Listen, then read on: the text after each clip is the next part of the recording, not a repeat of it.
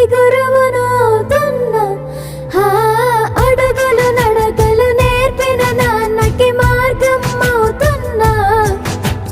పిల్లలు వీళ్ళే అవుతుండగా ఆ అల్లరి నేనే చూస్తుండగా కన్నులతో నేను చిన్నోడిలా కలగలిసిన ఎగసిన బిగిసిన కథ ఇది ప్రేమ.